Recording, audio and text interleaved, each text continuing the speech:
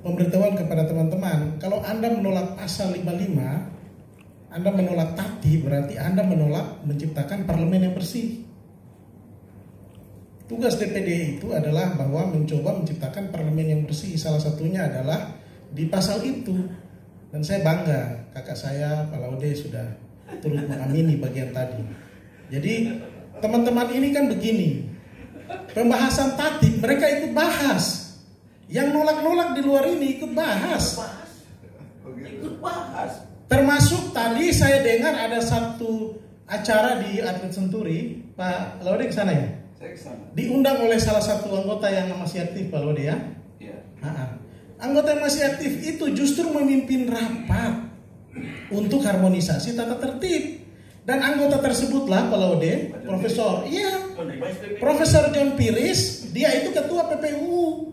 Dia yang bilang mari kita bawa tatib ini ke paripurna. Coba bayangkan, hari ini dia tanda tangan untuk mengoreksi kembali tatib yang dia usulkan ke paripurna. Ampun, minta ampun. Itu. Padahal beliau yang mengusulkan. Mari kita bawa tatib ini ke paripurna ya. Saya duduk di bawah karena sebagai anggota BK, pimpinan BK, membawa ini di PPU. Jadi tatib ini berlapis-berlapis. Selesai kita bahas, teman-teman yang nolak-nolak, yang teman-teman terpilih yang nolak-nolak ini hadir pembahasan. Pembahasan pertama kita buat di Bali bagi mereka yang tidak digugat di MK, Pak Laude. Mereka yang tidak digugat di MK kita bahas bersama di Bali. Tapi teman-teman yang terpilih aja. Dan tim kerja itu teman-teman yang terpilih juga. Di BK itu ada 7 orang yang terpilih kembali, yang 8-nya itu ada yang tidak maju, ada yang tidak terpilih di DPR. Itu tidak ikut bahas tatib. Yang bahas tatib mereka 7 ini bersama dengan teman-teman terpilih periode angkatan pertama yang tidak digugat di MK, bahas di Bali. Lalu bahas keduanya di Banten dengan teman-teman yang setelah hasil putusan MK beres, tidak ada lagi masalah gugat menggugat, kita panggil yang kedua di Banten. Hadir mereka-mereka yang sekarang ada getol menolak ini. Hadir mereka-mereka itu. Dan mereka-mereka yang getol menolak itu menyampaikan foto, dokumentasi, apa semua ada. Cuman saya ini bingung, ada apa mereka ini?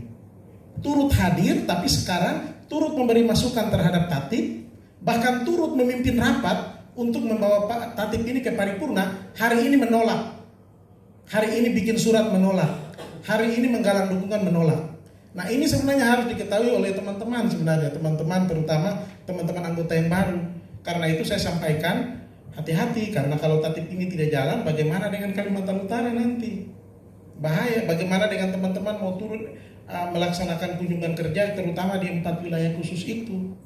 Jadi yang tadi disampaikan oleh teman-teman soal itu saya sepakat. Makanya dalam tatib kita yang baru ini di pasal 35 kita buat kelompok anggota provinsi. Kalau dulu kan tidak ada, sekarang harus ada. Kita paksakan itu harus ada kelompok anggota provinsi supaya mereka berempat itu harus bersepakat terhadap setiap masalah di provinsi, dan mereka berempat itu buat rilis atau bertemu dengan pihak-pihak tertentu. Sekarang ini kita bergerak masing-masing. Jadi dalam tanda quote-unquote dari 136 kita mau buat ada 34 fraksi itu Pak Laude.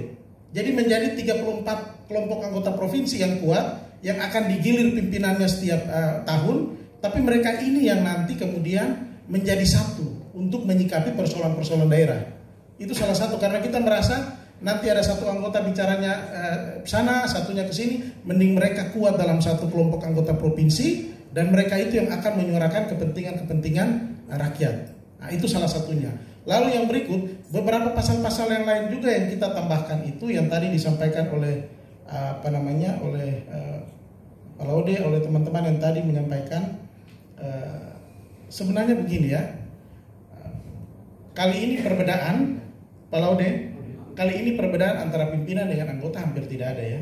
Contoh kecil Bu Profesor Damayanti ikut rapat-rapat komite. Ikut rapat komite. Saya juga. Pak Laude juga ikut rapat komite. Jadi saya pikir kebiasaan ini yang kita jalankan, kebiasaan ini yang nanti kita jalankan dalam kebiasaan-kebiasaan ke depan nantinya. Salah satunya adalah Pak Laude, saya sepakat tadi. Kita ini memang kesulitan mengatur teman-teman yang malas-malas masuk tadi, yang Pak Laude sebut.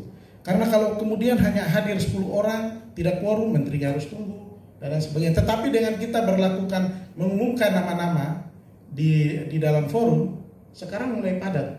teman-teman yang malas itu tingkatnya naik. Jadi dari grafik kami, pertama kali kita umumkan itu ada sekitar 40 anggota yang malas. Kemarin kita umumkan sudah tidak ada, habis. Dalam artian bahwa semua sudah sadar bahwa kehadiran menjadi penting. Jadi ketertiban teman-teman di DPD menjadi penting, bahwa dengan hadir maka dia akan perjuangkan kepentingan-kepentingan daerah. Jadi saya himbau kepada teman-teman yang hari ini berbicara bahwa kita harus tolak tatib atau apa sebagainya. Teman-teman ini sebenarnya tadi yang Pak Laude bilang ya, saya dulu waktu tahun 2009 saya juga pernah bertanya, kenapa sampai tatib ini tidak kita baru yang bahas? Lalu disampaikan oleh salah satu anggota bahwa bahayanya apa? Pelantikan presiden itu kan tanggal 20. Kalau anggota DPD berkelahi tentang tatib sampai tanggal 21, bagaimana mengutus pimpinan MPR? Ini jadi masalah. Kalau kita berkelahi tatib terus mulai tanggal 1, tidak selesai sampai tanggal 21, tidak selesai, bagaimana kita kirim satu nama sebagai pimpinan di MPR? Jadi ya saya mau sampaikan bahwa teman-teman kalau mau bahas ulang tatib, berarti teman-teman ini dalam tanda petik waktunya pendek sekali Pak Laude. Jangan sampai kita tidak kirim orang ke MPR, lalu sidang MPR dianggap tidak sah. Bagaimana nanti dengan pelantikan presiden? Jadi sekali lagi teman-teman DPD, mari dahulukan kepentingan negara, kepentingan bangsa di atas kepentingan golongan. Untuk meloloskan orang-orang tertentu karena pasal 55 saya harap dihilangkan. Mari kita angkat kepentingan yang lebih besar adalah kepentingan bangsa dan negara. Dan bagi saya, teman-teman yang baru pasti paham bahwa filosofi kita untuk memasukkan setiap pasal-pasal itu ada punya filosofi tertentu. Di antaranya adalah menciptakan parlemen yang bersih. Sekali lagi, Badan Kehormatan dalam menyusun itu mengambil semua bagian dari kode etik dan memasukkannya itu. Kalau ada yang beberapa mengatakan bahwa dilakukan secara tertutup, itu juga keliru. Ini dilakukan secara tertutup, tidak. Mereka hadir, mereka mendapatkan perjalanan dinas untuk turut memberikan masukan terhadap tatib. Tapi hari ini kemudian mereka menolak. Silakan teman-teman wartawan sendiri menilai seperti apa orang-orang tersebut. Jadi sekali lagi Pak Freddy, saya mau sampaikan ini kepada teman-teman. Pak Laude, sekali lagi kalau memang nanti diundang lagi ke forum-forum berikutnya, Pak Laude, kalau diundang ke forum-forum berikutnya, saya berharap memberikan pesan kepada teman-teman, mari dahulukan kepentingan bangsa dan negara. Jangan sampai kita berkelahi tentang tatib, lalu pelantikan presiden tanggal 20 menjadi terancam karena anggota DPD belum bersepakat terhadap siapa yang kita utus. Karena habis pilih yang pimpinan DPD dulu, baru pilih perwakilan ke MPR. Jadi jangan sampai kemudian jadi persoalan. Mari kita semua bersepakat dengan tatib yang ada. Toh 6 bulan kemudian kalau teman-teman tidak bersepakat dengan isi tata tertib itu bisa dirubah. Tidak jadi soal. Yang penting sekarang mari kita dahulukan kepentingan bangsa dan negara. Mari kita bersama-sama menciptakan parlemen yang bersih. Jangan ada mereka yang melanggar tata tertib kode etik menjadi pimpinan, karena akan sulit kalau bagaimana dia menjadi pengayom bagi anggota lain gitu.